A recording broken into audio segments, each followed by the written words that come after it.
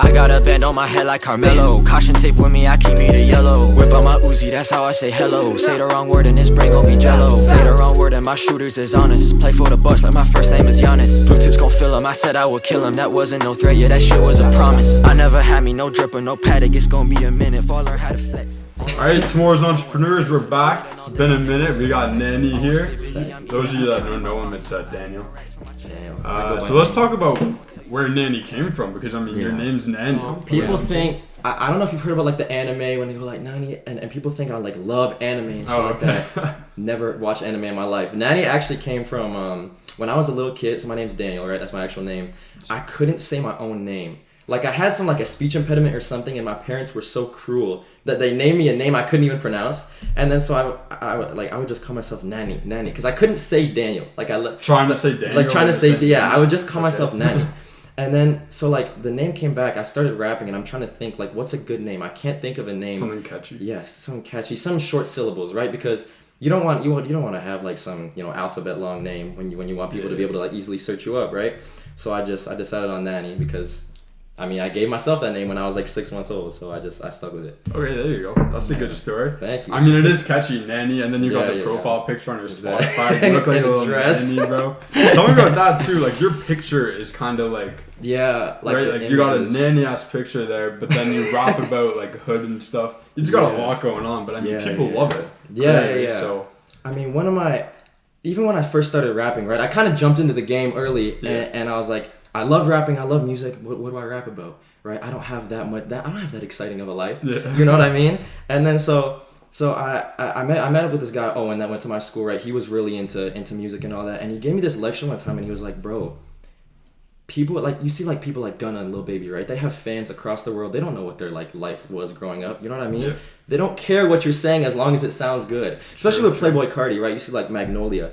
I can't name one word he says in that song. And it fucking slaps. And it goes crazy. Like, nobody really cares what you say in the end of it, right? And if you play it off as a joke, right? I've never been involved in a gang. Yeah. I mean, contrary to popular belief, I've never been involved in any of that stuff. But it's still, like, as long as it's something to write about and it sounds good, like, it doesn't really matter in the end. Yeah, no, I completely feel that. Even, we were just talking before about the TikToks you make. It's about something completely, like I said, I don't even know about the downfall of... whatever it was. Banana Republic. But people love it, man. People are listening to it. I see you got like 100,000 likes. People are commenting. They're all over it. Yeah. So I mean, you're right. As long as you keep it catchy, and you do, you keep it. Thank you. You keep it upbeat, and like for this, the My Singing Monsters one, man. My Slinging Monsters, that was awesome. I mean, some people don't like when I'm keeping it upbeat when I'm rapping about like sweatshops in Zimbabwe. They're like, bro, I don't know if this is something to be upbeat about, but in the end, like. As I was saying, if it sounds good, it sounds good. It does, yeah. And it does sound good, so there you go. Thank you. I know you wanted to talk about your marketing a little bit. I'd love to hear about, because I mean, like we were just saying, people like what you're putting out. Yeah. So tell me how you come up with this stuff. Yeah, so how I get it to those people. Yeah. So, see, marketing and music is really complicated as a small artist, because I'm sure you always see, like, on Billboard stuff, even when you go on Spotify, it's like it's everything just pushed out to you, all the big artists, their stuff is kind of shoved down your throat. But you never see that for, like, a small artist, right? And a lot of it is to do with like the money side of things. So I had it planned out a lot before, and I already knew like music and everything like that was expensive, like studio time, equipment, all that. Like it's a really expensive hobby. So I was like, I need a way to rack up money, but I didn't want to work a job, not out of laziness, right? I don't want to come off as lazy, but it's just I really don't like working, like putting my all towards something that's just going towards someone else. You know what I mean? Like working for a boss. 100%. It's really exactly. It's really hard putting your all into something that's not even yours. So I was like, you know what? I'm gonna start scamming, but not illegally, right? But I started going on like dating apps and just catfishing people, right? Which actually isn't illegal. And I racked up enough money to open up like a Spotify artist profile, get some like Instagram ads, and do all that, and it actually ended up working. Like I set myself, I'm gonna make $1,000 in the next few weeks catfishing people as like a 20-year-old blonde woman from California. And then I'll put that all towards music, right? So I ended up doing that, and I did not know that. Yeah, a lot of people don't. It's actually better that they don't, so the method keeps working. But that's how I started up, and because I heard like Lil Baby, he got rich playing like dice games, right? A lot of rappers, they got money now, but they started off doing things that have nothing to do with rap. So it's like I was thinking, starting platform. Exactly, yeah. I was thinking I could try and just make my money through rapping, but no one's ever gonna end up hearing it if I don't have like a platform to launch myself off of. So I created that platform. I worked at Tim Hortons for a little bit. I was like, you know what, scamming is better than making coffees. So I was like, you know what, I'm just gonna keep doing that. So that's good, man. That is like an interesting way, something I haven't heard about, to start up. Yeah. And even like the TikTok stuff, like rapping about politics. That's not my main interest, right? But it gets people involved. It gets people to see your raw talent. And then they check out, oh, he's got a Spotify link in his bio. Maybe that's something. So I've had a lot of people. True, yeah. You see your creativity a lot in your music and just like your TikToks, like where you're putting out. Like I could see you put some effort actually into making it, you know, viewable. And people. I'll take that compliment. It's definitely viewable. Yeah, no, definitely. You can see people, like I said, they enjoy it. It's very pleasing. I don't know if pleasing is the word. Yeah, very unique. Very unique. That's another thing. Is originality with marketing, right? Because there's so much music. Anybody can become a rapper nowadays. So it's like, if you're not gonna be the best musically, right? Because I'm not saying I'm better than Drake, but maybe I can go on Instagram and like say something funnier than Drake, or maybe I can go on TikTok and write about a topic that Drake hasn't written about, right? So it's not always about being better. It's just being different, being original, more creative. Yeah. I like that. Yeah, that's something you can definitely say you are. You are original. yeah. Good and bad ways. Yeah.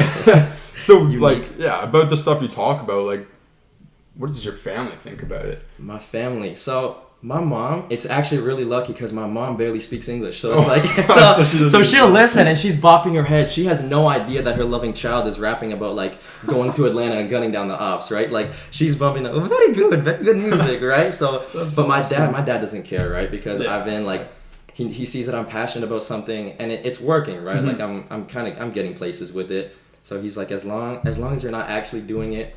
And I don't know if you see that little Tekka interview, but where he's like I got black, I got white, what you want. He talks about rapping like about cars and stuff. He didn't even have a license. You know what I mean? So I showed my dad, I'm like, look, it's really normal. It's not like I'm the only one going out here and lying in music, right? It's normal. And nobody really cares, right? Like people don't see me as an evil person. Hopefully. But it's not like I walk into school and people are scared of me. You know what I mean? Like it's people know that it's just for music. Yeah, it's like, exactly. It's a way to stand up. Yeah, and it works. So yeah. I think this will be like the little tech interview part too. This will be clipped and it'll be like, he doesn't do any of this Hopefully this one blows up and both of us can get clipped in like a Genius interview or something. Claiming like I go back in 10 years and everyone's like, holy shit, he was lying. He was lying. As if it's not already obvious. But yeah, that's a big part of it, just staying original. And my parents are supportive. I mean, my parents got me into music actually. I don't know. Oh yeah. I might go on a tangent here, but my mom actually kind of forced me into piano and stuff, right? Like, cause when I say I love music, it's not just rapping, right? Like I fuck with some Beethoven, you know what I mean? Like I just love anything musical. And it's actually funny how I got into music because my mom always says when I got into music, it was like the worst day of my life because I was 4 years old and it was Christmas. And I don't know if you fuck with Legos when you were a kid. Oh. Everyone fucks with Legos as a kid. Yeah. Like Lego, man. And so I look under the Christmas tree and I see this big, like, huge box. I'm shaking it around and I'm like, I just hit the jackpot. This greatest Lego set of my life. And as a 4-year-old, like, I'm flipping out, rushing through dinner. And I go to open it. And it's like a Casio 35 keyboard that I got from my mom. I'm like, what the fuck is this? Like, there's got to be a Lego set in here somewhere. I ripped through everything else. There's no Lego set. And this box, it's devastating. Yeah. This box that I thought was a Lego set was this keyboard. And I ran to my room and just cried. I was like, what do I do? Without even trying it out yet? No, didn't even. I left the box. The box stayed unopened for like a month or two. And I was like, what the fuck do I do with this? Are you kidding me? And then so my mom always jokes about it. She's like, look how much you love music now. But in Christmas in 2008, you were ready to go find a new family because we tried to get you into music. That's awesome. Yeah, so I ended up trying it out, playing with it, right? My dad showed me how to play like Mary Had a Little Lamb, you know, the classics. We all start with Mary Had a Little Lamb. And then from there, I just kind of like everything. I was really bad at it, but I kind of became obsessed with the idea of like eventually making something that sounds good, right? Because like my dad would play something and it would sound good, and I play something that sounds like shit, and I'm like, okay, I see you. I'm gonna one up you now. Yeah. And then so I became obsessed with this idea of just like making something that people are open to listening to, right? Like I'm sure as a podcaster, like you love talking to people, you love feeling listened to, and like it's such a unique feeling of like, you ever been like around a campfire telling a story and everyone's like quiet, focused listening, dialed in. Yeah. You feel on top of the world. Oh yeah. Yeah, you have everyone's attention. Making music is like that, but every day. Every time you see someone streaming your song, it's like that feeling over and over and over again. And I think that feeling of just being like listened to and appreciated, even though it wasn't Lego, I still really fell in love with that, and I still like that's how it is to this day. I bet it started just showing your mom, hey mom, look, I can play this, and you're like, whoa, someone likes this. Yeah, exactly. That's what it was, and it for a little while I didn't want to show my mom because I didn't want to admit that I actually liked her Christmas presents, and so for like a few months I was like, yeah, whatever, it's not a Lego fire truck, I don't give a fuck about that. But then eventually she heard me playing it, and she was like it worked out in the end, and like. I don't know. It's kind of crazy how I hated music. Like, it was my biggest enemy, and now it would be like my dream to play music as like a full-time job or something. So, I don't know.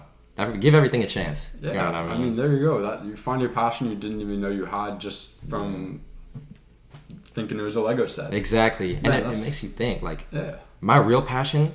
Because I haven't tried everything, right? No one's tried everything. I could want to be like a painter at heart. You know what I mean? Maybe I would really fuck with a skateboard, but I've just never tried it. You know what I mean? So it's being in and around like music and such a creative field like really opens your mind to all that. So yeah, and I think also a lot comes with that, right? Like like you're doing this music, it's kind of like I'm just doing this podcast, and you meet a lot of people while you're doing it. Like you met Marcelo, and he's doing your art for you. It's just so interesting the like creative group that you meet just from starting it out like by yourself, just for having interests. I'm sure you as a podcaster, you're not best friends with everybody that comes in here, but you're able to pick like things from every single person that comes in, whether it's like you do with Max Kroon, like someone who does like online content creation, or someone who does like Spotify music. Like you're able to like take a piece from everybody, exactly, a little bit of knowledge from, because everyone has different experiences in what they do, right? And I try to get the creatives because there's just so many different creatives, and a lot of everyone thinks different. Like you do music, so does Reams, but you guys do it completely differently. And I can take something from both of you guys, and it's just, I love that part of like the creative industry, right? Yeah, it's crazy. We'll both go into a studio, spend an hour there, but then you listen to what comes out on one and what comes out the other. It's like, is this even the same? You know what I mean? Like is this the same genre? That's why it's so awesome. Like the art and the creation, everyone looks at it differently. It always comes out differently, and it's just. But everyone's in the same like group of this. It's amazing. I always say we're born in the right time to be like creative minds, right? Because now it's even though it's hard to break into the music scene, at the same time it's easier than ever. It's the easiest it's ever been to like chase your dreams, right? Because you can post something online, snap a label could see it. Someone who could change your life can see it just like that, you right? Never do that before with social media. I mean, if I was born in like the 1600s, I would have been a bread maker. You know what I mean? I mean, I'm still a bread maker. You know what I mean? But there you go. I'm putting that in a song. But like, you know what I'm trying to get at? Like to be a creative mind, I think we are truly in the best, like the easiest time it's ever been to do it. I would have to agree with you on that. I mean, just you could see all the different people coming out who never would before. Even people that don't really want to show off what they're good at. Now maybe they can without being so direct in person. They could put it online. Right? So this whole new group of people that they've never met before. People that appreciate them, right? I mean, I have a friend that's trying to be like a comedian now, right? Like full time, right? And he got gigs all because we just like force fed him TikTok. We're like, please just do it. Put a video on there, please, for the love of God. And then it changes your life. It was like me with the Lego set. I was like, get that shit away from me. He doesn't want to be on TikTok. But now it's like, he accidentally changed his own life just by being born in a time that is so easy to share your work. So it's beautiful. It truly is beautiful. It's amazing. That's really cool, man. So he's doing it now? Like he's actually doing gigs? Yeah. Like he goes to gigs. Yeah. He's our age. That's awesome. And like it's crazy how he like. You have to be, anytime you're a creative, you have to be such a chameleon. You know what I mean? In the sense that like whatever group you're put in, you have to blend in a way, right? Like that's part of being a creative, because you're gonna meet people. If I go to a studio, for example, right? I have my feature artist who's another kid just like me, but then at the same time, I also have this audio engineer who's like 60 and has a family of 4, right? And you have to find a way to find that middle ground to get everybody to like be glued on that same page, and like. That's part of being a creative. It's like not only being creative with your work, but being creative with who you work with, being creative with how you talk to people, being creative with like making your personalities match up with someone so you make a connection, right? Like even like us right now, we haven't really spoken like for a while now, but like doing this, we can talk about our similar interests and help each other grow and take knowledge from each other. Exactly. And that, like you said, it's a big part of being a creative. You're always meeting new people. And getting insights on somebody too. Like when I see you from the outside looking in, looking at your podcast, I'm thinking, wow, like this looks like a professional studio and everything. Y'all can't see it, but this tripod has one working leg. This tripod is a paraplegic. It's not falling over right now. And so you actually get in there and you're like, it's not, you don't just have to be creative with the questions. You have to be creative with the setup, the marketing, how you get the camera to stand up. Like, it's so... Yeah, it's all a big project, right? Yeah, So, I find it so much fun, and I bet you do. I can see you too. You're constantly on there posting. Like... Yeah, it's a blast. And it's really good when... People always say you have to have a really, like, hustle mindset. You have to be a constant grind. But when you really enjoy what you do and you really want to do, or you're working towards a goal, it doesn't really feel like a constant grind, right? Like, I could spend 20 hours trying to write lyrics, but then I'll say the actual grind is just like, finding time to do schoolwork or something like that. That's the actual grind. Yeah, it's more like you look forward to doing this exactly. stuff. Exactly. Yeah. So it doesn't feel like a constant struggle. And it's like, people will tell me all the time, it's like, bro, like, how long do you spend writing this stuff? I don't know, because it's not like I'm sitting there timing it, trying to get in 1 hour a day, 2 hours a day. Like, whenever it flows, it just flows. That's like, I feel like that's almost like the key of finding like a job, is that you want to love it. I mean, that's so cliche, but I mean, but it's true. It is true. And like, you're saying how you spend all this time writing, you love doing that. If you make money from that, that's a blessing. Yeah, exactly. Same with podcasting. I'm sure if you're antisocial, this is not your dream job, but then you obviously enjoy talking to people. I mean, you got some crazy questions here. I can tell you're a very conversational man, right? And it's like, the same thing could be so boring to somebody, but such a passion-filled thing for someone else. It's so wild to me how people are so different in the way where this exact same thing, someone who doesn't like public speaking could be like nervous to come on a podcast, but me, like, I was the whole way here, I'm driving, I'm going, holy shit, I'm on a podcast. I know, I can tell you were pumped. So like, that's really, I don't even know what the question I was responding to was. I just need to get that out. No, but I mean, that's good. Like, honestly, I kind of like when this happens. You can go off topic a bit and just talk about what you really, like, what the deeper part of the conversation is about here. Okay, we've talked about making money. I mean, the scamming part was very interesting to me. That's something I don't know, and I'm sure a lot of people didn't know. Yeah. But I mean, that's a very cool starting point. I mean, I guess if we're talking about money. Yeah. I'm sure, of course, like we were just saying, you'd love to stay on this path. Are you going to school or anything? Yeah. So I'm going. I got accepted into law school in England, but I was like, I'm not ready to, because I'm an only child as well. So I was like, I'm not ready to leave my parents yet. I'm not ready to move to England either, big right? Step, yeah. So I stayed at home. I'm going to University of Toronto, and it works really well because, in all honesty, I really enjoy music, but I wasn't planning on carving like a future around it. Like, of course, I would love to stay in it and keep making music just for the joy of it, but I never really thought about like a full-time career in music, and then so I decided to stay home for university, and it's worked out in such a way where like I'm able to stay at home where my home studio is, right? A bunch of friends that help me with the creative process are also staying home, or like doing a third year for sport or a fifth year for sports or something, right? And it's worked out so perfectly that I can go to school, get an education, and then come back and work on music all at the same time. And it's almost like, I know a lot of people are talking about how right now, because we're 18 and it's such a big step in life, but I like how right now I'm not really doing that big step yet. Like, I've kind of delayed it, and I'm still, the same NANI from last year. I'm going to keep going for like 4 more years, and it gives me a lot of time, and it gives me a lot of hope.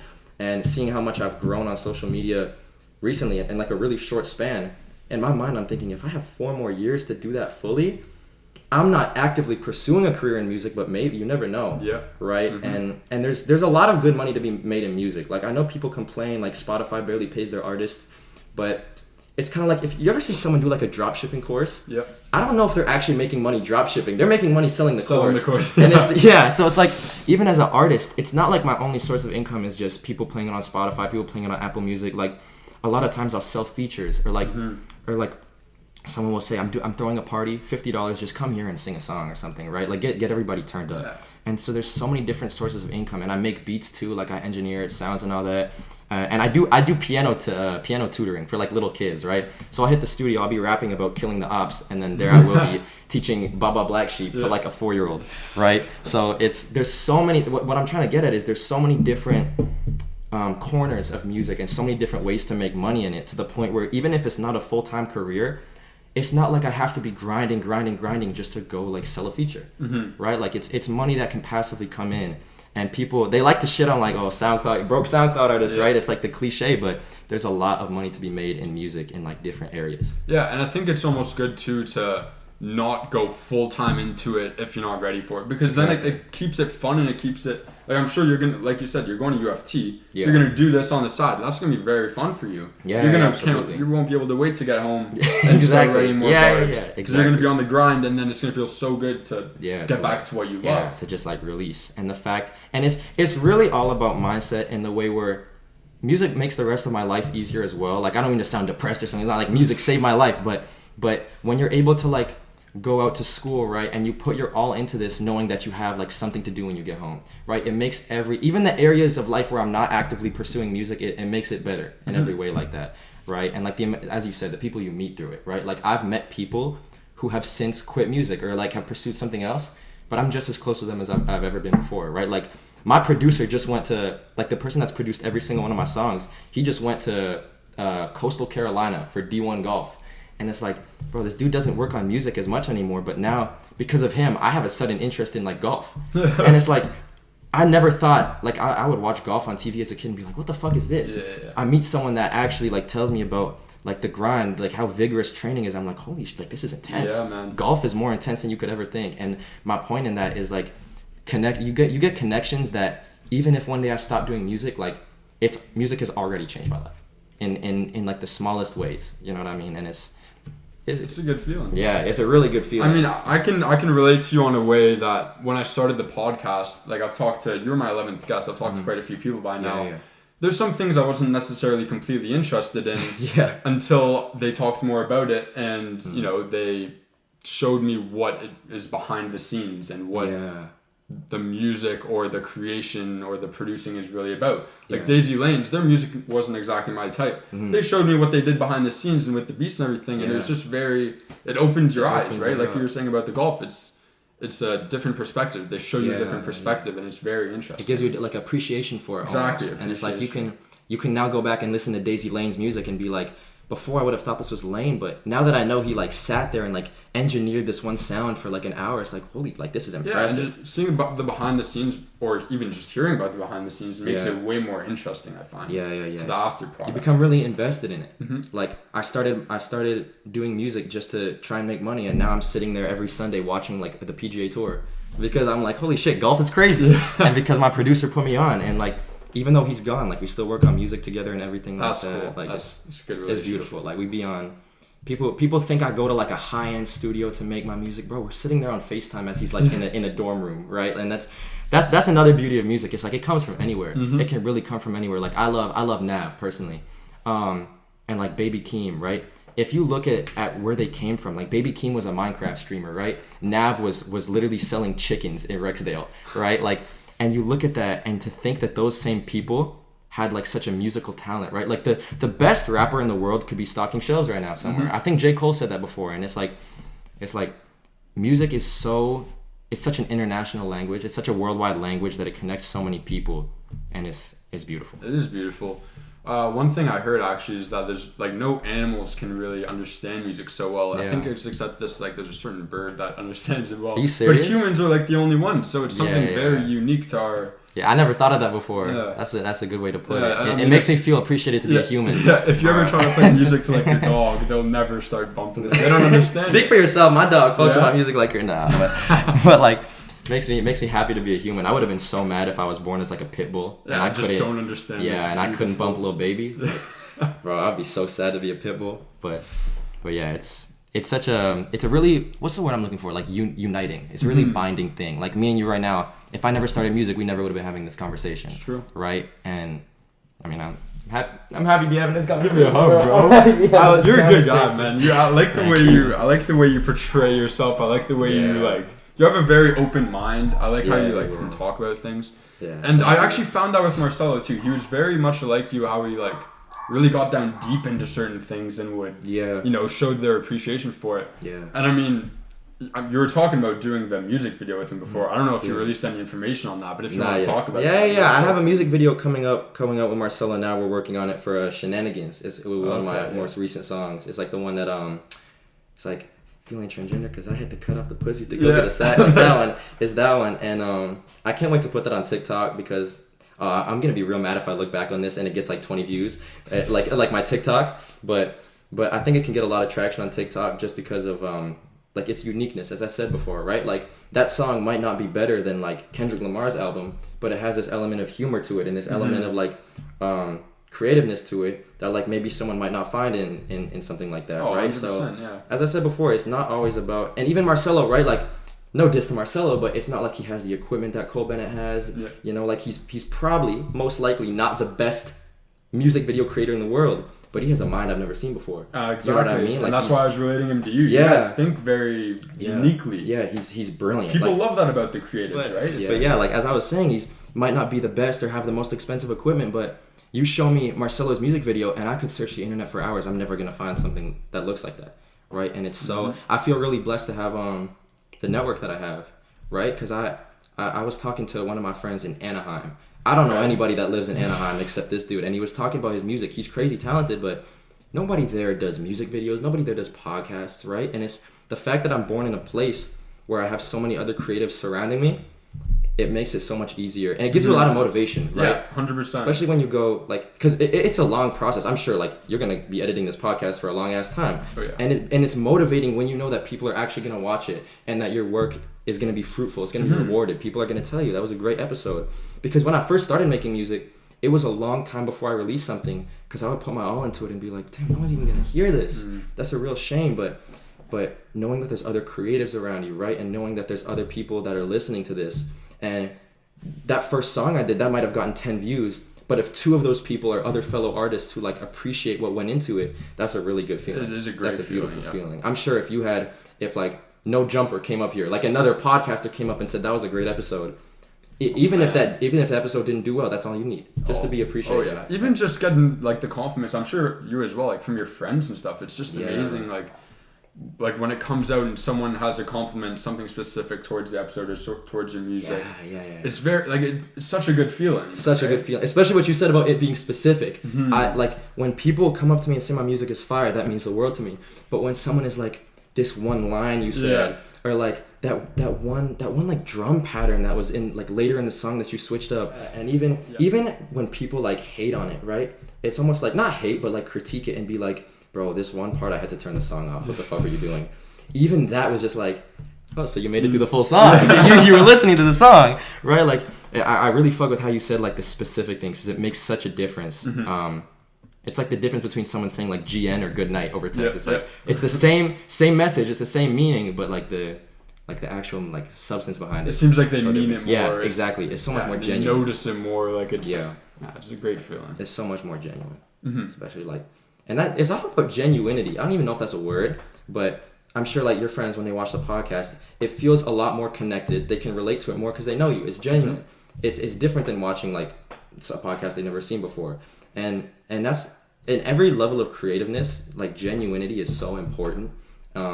Like even you see like Drake, people get so mad when they think that he has a ghostwriter. Because it's like anything that's so like ungenuine, especially in the creative world, it's all about being like open. It's all about like letting your brain spill into your work.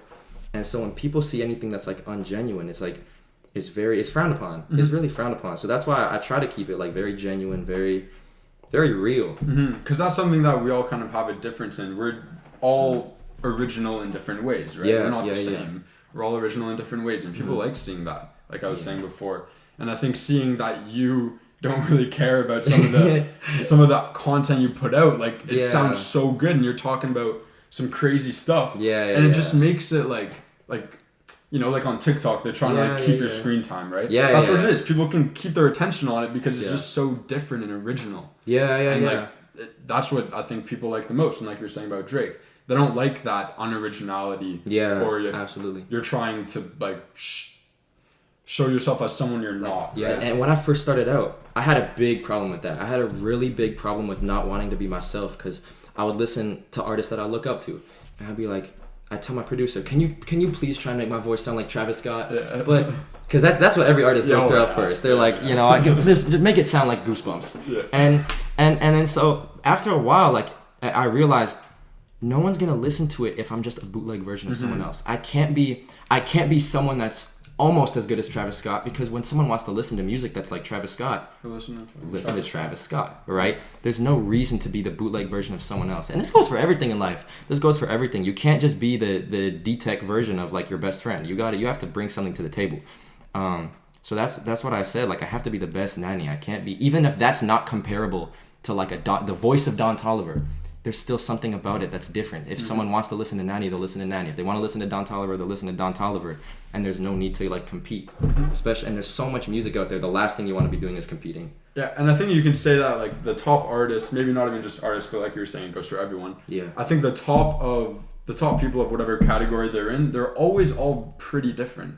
Yeah. They're original in their own ways. It's not like you have Playboi Carti and then you have some other guy that's very similar to him. Yeah. Because it's just Playboi Carti. It's just Playboi Carti. You'll just listen to who you want to listen to because they're all original in their own. Yeah, like all the top artists on Spotify, I think it's like Justin Bieber and like Doja Cat, and then it's like Kanye West. There's not many similarities between all those three things, but the fact that there is an audience for Doja Cat, there's an audience for Kanye, so they're all going to feed into their content. Like, I really like how you said that. All the top people, they're in such different lanes that it's like you almost wouldn't even believe that they're both making music. I think you have to be, though. Like you were saying, that originality is very important as a creator.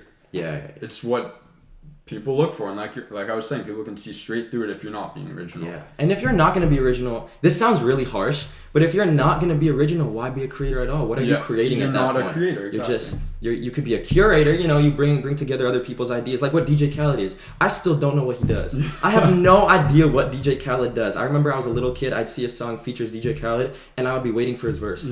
I'm like, who is, like, all you hear is DJ Khaled. Like, okay, that was something. But it's like that, even there's an audience for that too, but if you're going to be a creative, you're going to be a creator, you have to, this sounds really dumb, you have to create. You have to do something that's going to set you apart. And that's a great way to put it. And I think we can agree, we're not taking away from having role models, because obviously that's very important. Yeah. It's just that being your own creative rather than trying to follow your role model. Of course, you can have multiple role models and look up to them in their own separate ways. But again, they're different from each other. You have to be your own creator. You have to take the best from all of them. Exactly, and it makes you who you are, right? It's almost like our experiences. All the experience we have, it makes us who we are. Exactly, yeah. And another thing about role models is like back to my own music career and stuff. Like, even when I'm looking at role models, it's not always like another artist that's a role model, right? Like I can look at like Beethoven and be like, wow, this dude, was he the deaf one? I don't even know who the deaf one was. There was some pianist that was like deaf and he came up regardless. And I look at it and be like, I can't admire his music and make that a part of my own, but I can look at his determination and be like, wow. Or like, and even all my role models, like, they're not just celebrities, right? Like, I'll look at my friends and be like, wow, I have a lot of determination for like what he does. You know what I mean? Or like someone will get like hammered at a party, they'll find their way home. I'm like, that's a role model right there. There you go. The determination to make your way home.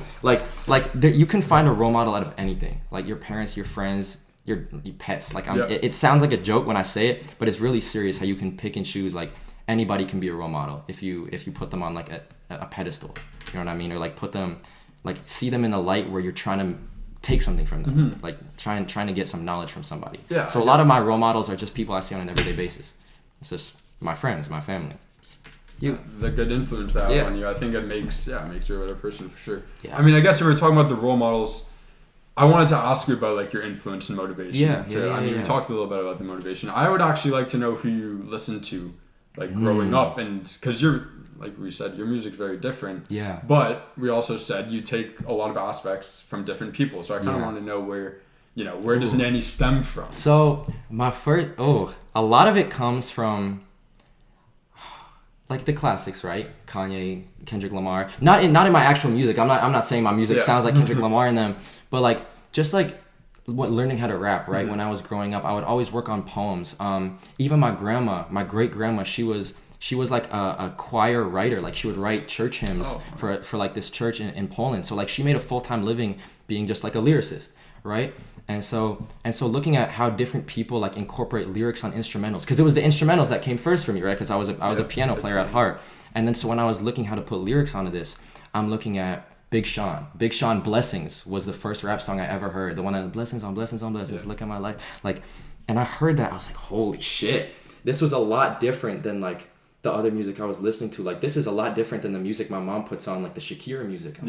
Like, there's a lot of different things to take from it. So I'd say my biggest inspirations and the people I take the most from are like Lil Baby and Big Sean, Gunna, and producers too, because I really, you have to intertwine both of them, like the lyrics and the production. A lot of producers I look up to are like Wheezy. I can see Nav. I could see that how you like Nav, because he does the producing and the exactly. Right? Yeah, not many people know that. Yeah, he really does a lot by himself, and something about that is so like what's the word, admirable. Like to look at a song and be like, oh, Tyler the Creator, he does a lot of all his stuff on his own, like. And he portrays himself as just a rapper, but if you were looking at him as just a producer, I say he's one of the best producers in the world.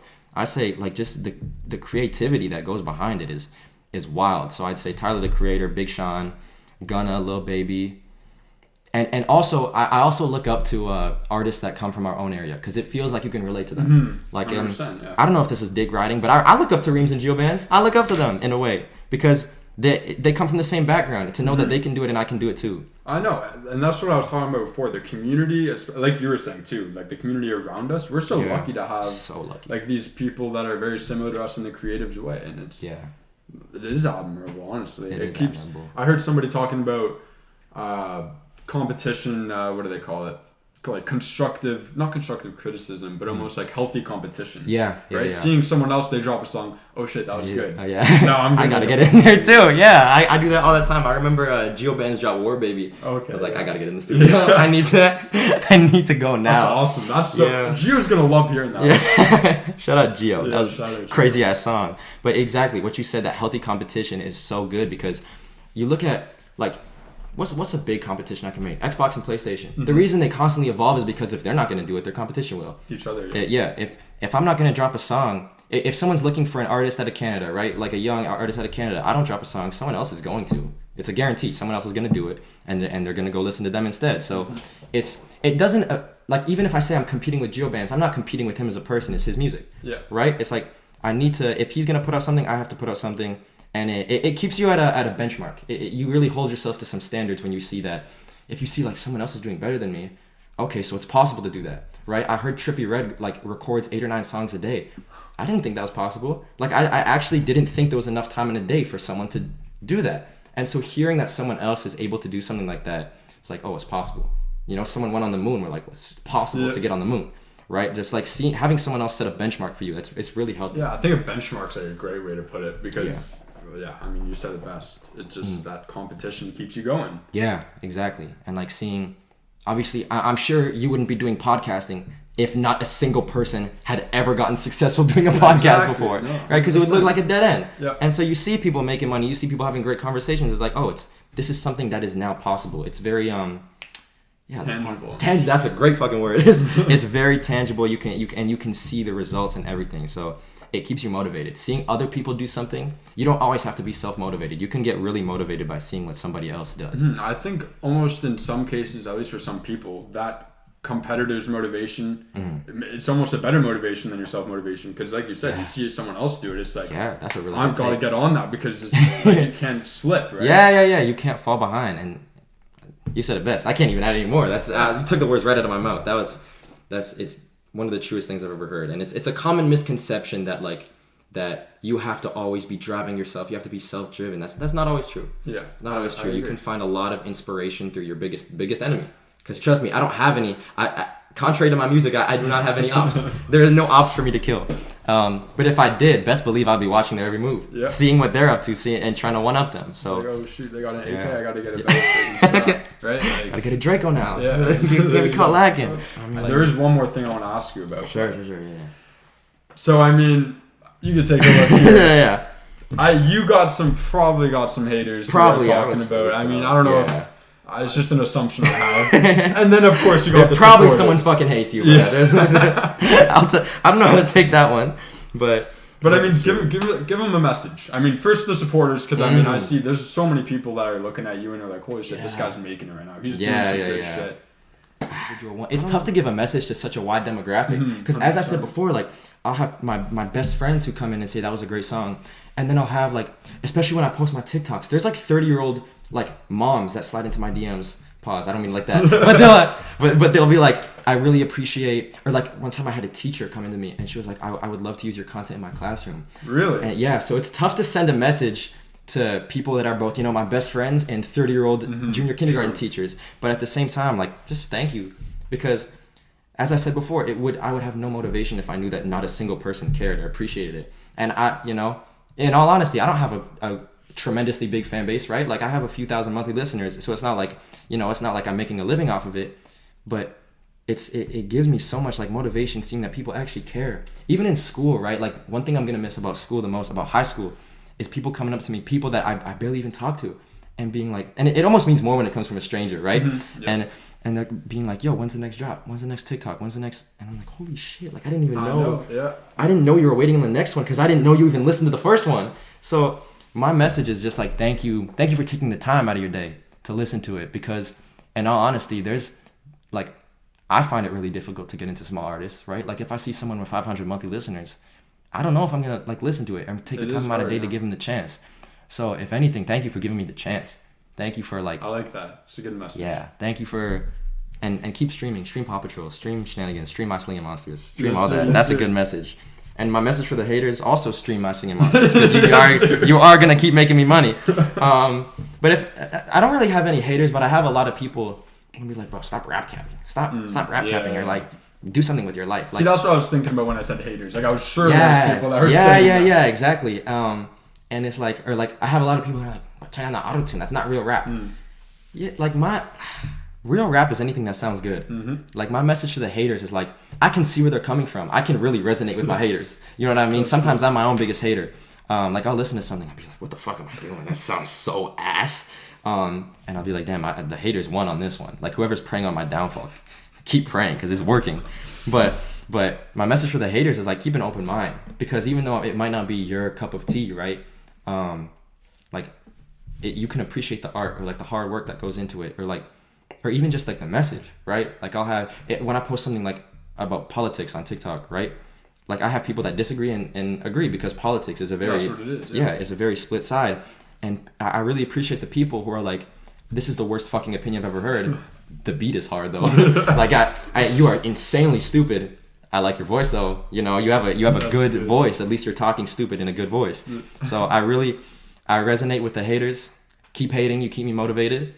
And I see where you're coming from. Yeah. I don't know if that's the best message to send the haters. I see where you're coming from. I like that.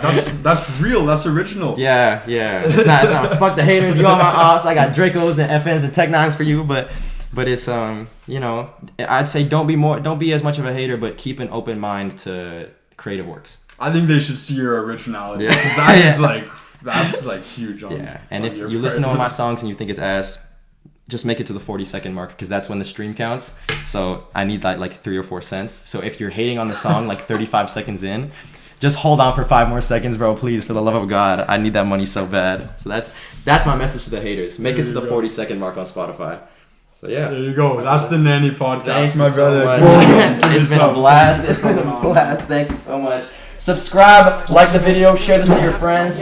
I'm gonna show my mom. She doesn't even I'll still show my mom. If I can do it, you can do it too. I'm on a leash, bitch. She not prescription. Bitch, I'm young daddy in clothes on hundreds like Chamberlain. Fire department, I came with the flame again. Hand after scamming, just money, no shame in them. Bank look like phone number digits, who's blaming them? Know when I'm there, cause you sure your bitch out the name. Broke ass little bitch, go get money, you powder lane. Me in the trenches, can't leave your crib, what the flame. Feel like some corn went through shit, still came out the same.